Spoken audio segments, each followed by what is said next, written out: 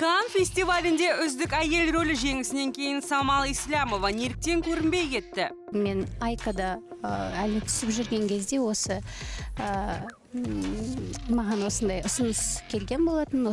Осы және өзге де жаңалықтар жайлы дәл қазір талқылайтын боламыз. Сіздермен бірге мен Анара Батырхан және біз бастаймыз.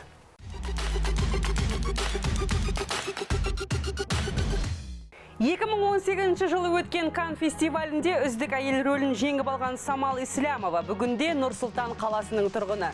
Десе де актрисаға шетелдік кинопродюсерлерден ұсыныстар толассыз түсіп жатқанына ұқсайды. Бірақ жаһандағы жағдай аяққа тұсау болып отыр дейді өзі. Түсіп жатыр да, бірақ қазір енді пандемияның шектеулер болғандықтан кішкене бар проекттер ондай көп емес. Қазір бәрі тоқтап тұр, бір-екеуі тоқтап тұр. Бірақ Ислямова бір орында аялдамай қазақстандық туындыларға түсіп жатыр. Сондай картиналардың бірі «Барымташылар. Уақыт жолдары» лентасы. Фильмнің түсірілім жұмыстары 2018 жылы аяқталған еді, бірақ тұсаукесері 2021 жылға бұйырып тұр екен.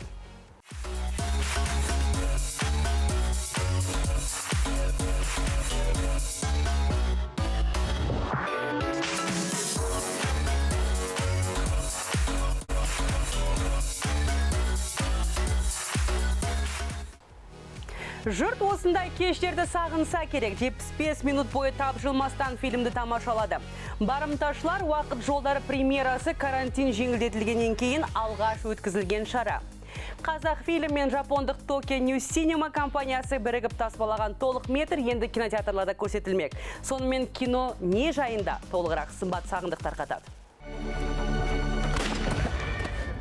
Қазақша вестерн 2 жылдан бері жұрт сабыла күткен кино енді үлкен экрандарда. Жылқышылар жанұясына барымташылар түсіп, отағасына жал құштырады. Содан бастап басты кейіпкер әйгерім шиеттей бала-шағамен жесір қалады. Бұл халықаралық жоба, және де Дулаға аға сияқты үлкен өзіміздің ағаларымыз, керемет актерлар.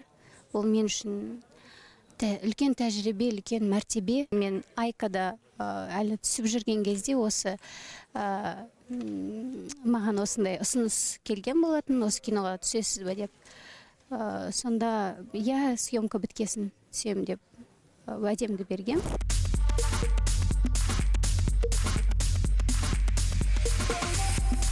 Отағасы оңдасынды сомдаған отандық актер Дулға Ақмолда өзі түскен бір қатар кинодағыдай бас кесер қарақшыны емес, үйі мен жанұясының жағдайын ойлаған мейірімді кейіпкерді сомдайды. Жанры бөлек, айтары бар кино ғой, өз көрерменін табатына сенімдімін дейді актер. Нағыз халық көретін, бұл фестивальға да ұялмай жіберетін фильм, бұл халықтың да ұялмай халыққа да көрсететін фильм. Образды меніңше өзім айтқаннан көрініңіз көрерменнің айтқанын қалаймын мен көбіне көп. Сценарий сюжеті Самал Ислямованың өміріне ұқсап кетеді екен. Аттарымыздан айырылып қалдық, қиын кезеңдер еді дейді Самал. Барымташылар дейді ғой, сол тақырып. Мен бала кезімде біздің де жылқыларды ұрлаған кезінде сол есімде қалып қойған. Сол бұл тақырып туралы кино түсірсе, негізі қаншалықты ол дұрыс емес екен айтып жатыр. Сол фильмда, сценарийда айтатын болдық, сол үшін маған қызық болды. Үнемі ананың образын алып шығатын актрисаға бұл жолғы рөлі қатты қиындық тудыра қоймаған, себебін өзі былай түсіндірді. Бұл туындыда, бұл картинада онша қиын болған жоқ, себебі балалар үлкендеу. Енді Айкада енді қиындау болды. Осыдан бір ай бұрын фильмнің тұсауы Францияның 22 қаласында кесілген еді. Картинаны көріп, интернеттен бізді іздеп тауып, жақсы тілектерін жазып жатқандар жетерлік, сол қуантады дейді режиссер Ерлан Нұрмұхамбетов. Көбісі ішіндегісін түсінген сияқты қылып, негізі бұл оқиға ана туралы емес, табиғат пен адамзат туралы деп өздері бір нелерін жазған екен. Мен өте қуаныштымын оған.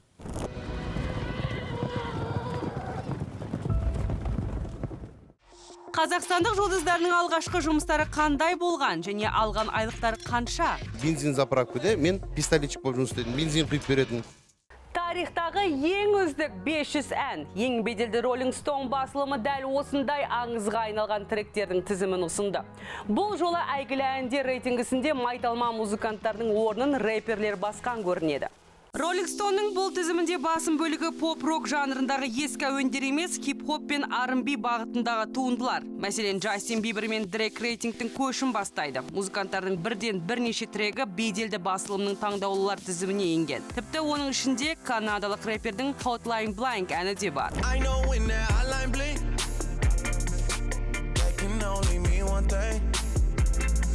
Билли Айлиштің композицияларда аңыз әндер қатарында. Ең қызығы Rolling Stone дәл осы тізімде ең соңғы рет жаңартқанда Билли небәрі 3 жаста болған екен. Айлиштің Bad Guy тарихта төңкеріс әкелген туынды.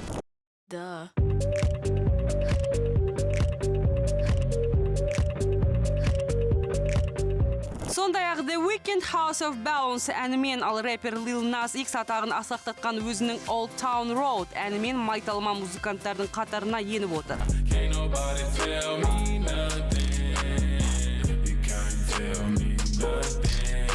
Айтпақшы, адуынды рэпер аруларда тізімнен табылды. Ники Минаждың Super Bass'ы, Cardi B'дің I Like It трегі аңызға айналуы тиіс.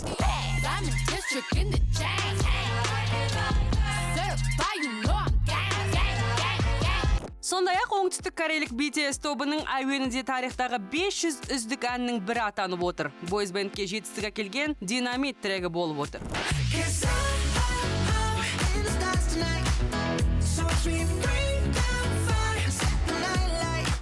Тарихтағы үздік ән атанбаса да түрлі музыкалық чартта хит болып жүрген тректер қаншама.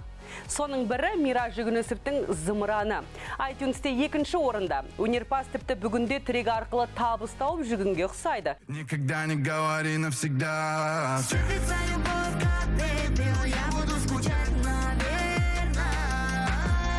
Сазда әуен, ерек образдар және жоғары сапа. Мұның барлығын сіз Джахалип пен Ирина Риместің клипінен көре аласыз. 30 жастағы молдавандық әнші мен Баханың бірігіп таспалаған видеосы сезімге толы. Бахтияр Мамедовке Иринаның шығармашылығы ұнағаны соншалық дуэт айтуға өзі ұсыныс білдірген екен.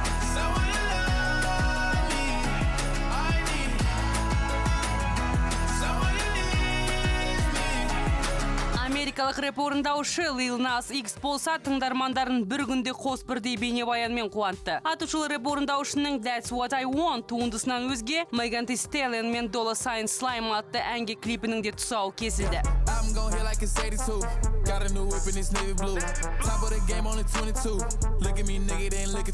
Kanye West болса, көптен күткен 24 атауына ие болған композициясына ерек видео ұсынды. Туындыда рэпердің Атлантадағы өнер көрсеткен естелік сәттерін тамашалай аласыз. Клипте көкте қалықтап жүретін музыканттың бұл еңбегін тыңдармандар шоу-бизнестегі жаңашылдыққа балайды. Ал аталмыш ән Kanye'ның Don't альбомынан алынған. Everybody wanna feel like everything gonna be right. Do me over to owe me. Let it out, let it all out. Танымал ресейлік басылымдардың бірі жас жұлдыздардың гонорарын анықтаған. Ақпарат бойынша көш басында Моргенштерн тұр. Райдерді қоспағанда 5 миллион рубль берсеңіз, шоумен сіздің кез келген шулы кешіңіздің қадірлі қонағы бола алады. Одан кейін 1,5 миллионмен Джиган, 1 миллион рубльмен LJ және баста тізімді толықтырады.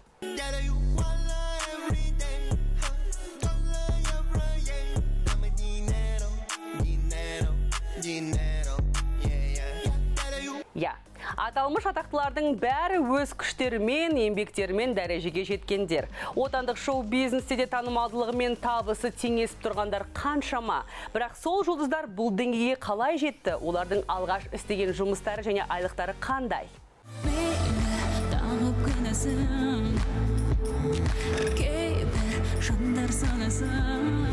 Экс-кешүүлік Балжан Бидаш бүгінде шоу-бизнесте өз орнын тапқан әншілердің бірі. Бірақ Балжанның 2017 жылы аранжировка жасау арқылы алғашқы айлығын тапқан бірі білсе, бірі біле бермейді. Ол кезде өнер өкілі 7-ші сынып оқыпты. Біздің үйде студия болатын. Ауылда сол студияда мен кішігірім аранжировка, плюсовка жазып ақша тапқанмын. Одан кейін тойға шықтым. Қанша таптың бір плюс? 3.000 теңге. Алматының қақ ортасынан екі бірдей үй, түрлі автокөліктер мен бизнес елді Айдос Кадырханов бұның бәріне бірден жете қойған жоқ. Қара жұмыстың біразын істеп шықтым деген ол қаражаттың көзі кәсіпте екенін түсінген. Бензин заправкада мен пистолетчик болып жұмыс істедім. Бензин құйып беретін. Сөйтіп бензин құйып жүріп, фарт бізде ол кезде қазір айлыққа жұмыс істейді ғой. Бізде ол кезде айлық жоқ. Машинадағы адамдар, водительдер не береді, соны алатын. Сөйтіп мен өзім күзге киім алып алғам. Басында ұялатынмын, одан кейін өзім сұрап алатын болдым. Ал Әйгерім Қалмұратова актерлық мансабындағы алғашқы гонорарын есіне түсірді. Бір айлыққа қарап жүрген уақытта сол киноның табысы қажеттілігімді жабатын дейді өзі. 2011-2012-де алғаш жаңағы неде эпизодқа түскем. Ол 10 жыл бұрын осыдан. Ол кезде күні 5 теңге алатынмын. Бірақ оның өзі жететін маған. Енді 10 жыл бұрын ол теген 5 теңге мен үшін де жақсы ақша болатын. Кет. Мұнда енді келуші болма. Некем сәтсіз болды. Инстаграмда дәл осылай пост қалдырған Элизат Берикова ажырасатыны жайлы алғаш рет сұхбат берді. Аяғында көп нәрседен айырылып қалғанымды түсіндім да, енді түсініп жатырмын. Қаншама уақыт өтіп кеткеннен кейін. Дәл осы және де өзге де жаңалықтар жайлы жарнамадан кейін білетін боласыздар, арнадан ауыспаңыздар. Біз жарнамадан оралдық, дәл қазір ревю бағдарламасында көретіндеріңіз. Некем сәтсіз болды. Инстаграмда дәл осылай пост қалдырған Элизат Берикова ажырасатыны жайлы алғаш рет сұхбат берді. Аяғында көп нәрседен айырылып қалғанымды түсіндім да, енді түсініп жатырмын. Қаншама уақыт өтіп кеткеннен кейін. Құдай маған барлығын берді, бірақ некем сәтсіз болған сияқты. Инстаграм парақшасында дәл осындай жазба қалдырған Элизат Берикова оқырмандарын ойландырып қойғандай. Ерек мәлімдеме жасаған Элизат жеке өміріне қатысты алғаш рет ашыла сұхбат берді. Негізі өте қатты ренжідім. Олай болмайды. Ол менің еңбегім, ол менің жұмысым, ол білді, менің басында қандай екенімді. Сол мен творчестволық адамым ғой. Мен өлең айтпасам, әдем болып, ең құрмағанда үстіп үйде мен әрқашанда сондай болып жүрем. Шашымды жасап, боянып, сол нәрселерге маған шектеу қойып қойды да, көп нәрсеге шектеу қойды. Элизаттың жанайқайын жел арқылы жеткізуінің өз себебі бар. Әнші фолловерларының соңғы кездері бақытсыз екенін байқап, дайретке жиі жазатынын айтады. Өнерпаз сан сауалдың нүктесін осылай қойғысы келсе керек. Ал Берикованың махаббат хикаясы қалай басталып еді? Келесі сюжетте.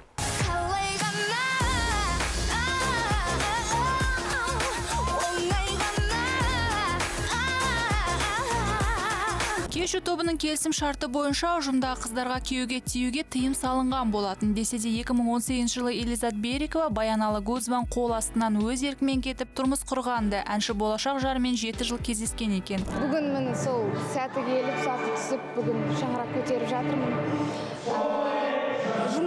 Жұмысқа байланысты, контрактқа байланысты, мен енді қанша соны, мысалы, болашақ күйеуіме әрқашанда келесі жылы енді күтетір деп сонымен 7 жыл өтіп кетті. Шаңырақ көтерген жастар сәбилі болуға асығады. Бұл некеде Жәнібек пен Элизаттың екі ұлы дүниеге келеді. Ал Элизат өнерден алыстамайын деп қырқынан енді шыққан шақалағын көтеріп түрлі түсірілімдерге қатысады. Енді мен күйеуге шыққаннан кейін аяғым ауыр болды. Содан кейін кішкене үйде отырдым. Енді мен боспын. Балаларды енемізге тапсырамыз. Өйткені қазір 21 ғасыр үйде отыратын заман емес, жұмыс істейтін заман. Сондықтан өнерге қайтып келемін. Басқа жаққа кетіп қалғың келмей ме? Не үшін? Бақыт іздеп сандалмай, емін еркін өмір сүру үшін. Ондай жері бар ма екен? Бірақ Берикова фильмдерге ұсыныс түскен бойда сценарийді күйеуімен бірге талқылап рұқсатын сұрайтын. Тіпті отағасының айтуымен қыз ұзатып тойларға да шығып жүрген екен. Алайда Элизат жарының өзіне қойған қатаң талаптарынан шаршаған көрінеді. Көп жерде мен мысалы жоқ бара алмаймын, жоқ бармаймын, жоқ деп жүріп мен қаншама достарымнан айырылдым. Қаншама жора жолдастарымнан айырылдым, қаншама проекттен айырылдым.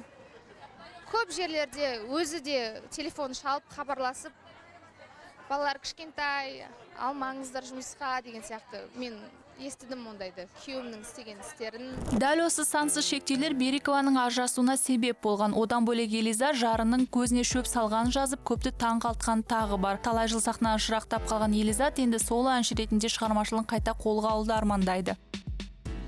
Отандық Yellow House тиктокерлер ұжымы қаралымы бойынша ресейлік әріптестерін басып озды. Джахалиптің әр бейнебаянын тыңдарман тағатсыздана тосатыны жасырын емес. Бұл жолы ол молдовалық Ирина Римес деген әншімен коллаборация ұсынды. Кез келген әртіс Бақтиярмен дуэт айтуды армандап жүргенде, Мамедов не себепті Иринаға таңдау түсірді? Келесі сюжетте. Никогда не говори навсегда.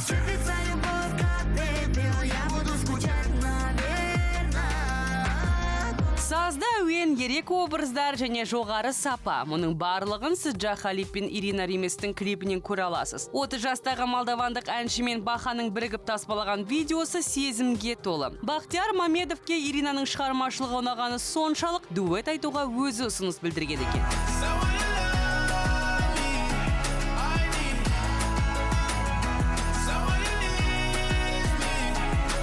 Америкалық рэп орындаушы Lil Nas X болса, тыңдармандарын бір күнде қос бірдей бейнебаянмен қуантты. Атышулы рэп орындаушының That's What I Want туындысынан өзге, Megan Thee Stallion мен Dolla $ign Slime атты әнге клипінің де тұсауы кесілді.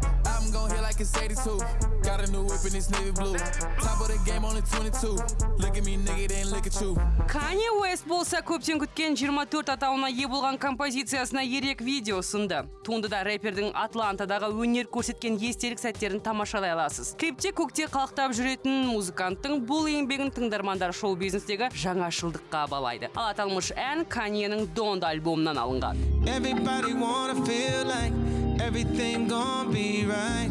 Do me over the owe me. Let it out, let it all out. Қазақстандық Yellow House орыс тілді үздік тиктокерлер тізімінің көшін бастады. Рейтингті әйгілі Brand Analytics басылымы ұсынып отыр. Еске салсақ, команданың бүгінде 19 миллион 900 фолловері бар.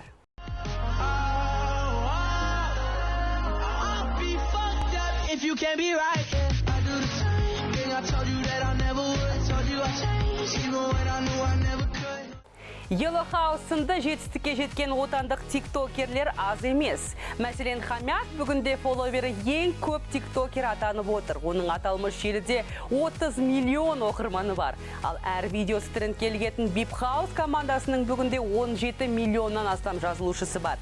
Үздік үштікті 15 миллион аудиториямен Адалията жалғайды.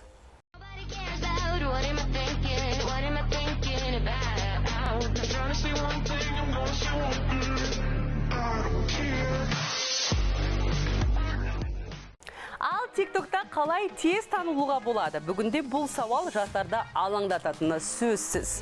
Осы орайда 2 миллионнан астам оқырманы бар Авди Сенпай рэкке шығудың лайфхактарымен бөлісті. Где Геракл? Вот это Зема.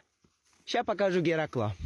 Ауылда жүріп ақ жұлдыз болған Авди Сенпай тиктокта танымал болу үшін өмірде кез келген сәтті түсіре беруге кеңес береді. Аталмыш платформаның пайдалана білсе мүмкіндігі өте көп дейді. Тиктоктың өз аудиториясы, шоу-бизнестің өз аудиториясы басқа. Екеуін қарасақ.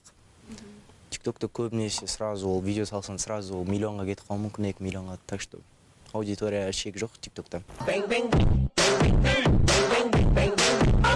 Нұрдәулет Бектұрсынның тиктокта 800 мыңға жуық фолловері бар. Оның кез келген клипінің қаралым саны 100 мыңнан асады. ННН аталмыш платформада ректен түспеу үшін күніне бір емес бірнеше видео жүктеуге кеңес береді. Неге актуальный тикток қазір рекомендует бәрін. Бұрынғы Инстаграм сияқты. Қазір тиктокта шанс бар. Просто түсіру керек болды. Как Инстаграм сияқты. Ал желіде Тико нигімен танымал Самат Қазмағамбет тиктокта миллион қаралым жинаудың формуласы жоқ дейді. Айтуынша кез келген адам әп сәтте танымал болып кетуі мүмкін. Ол ешкім білмейді.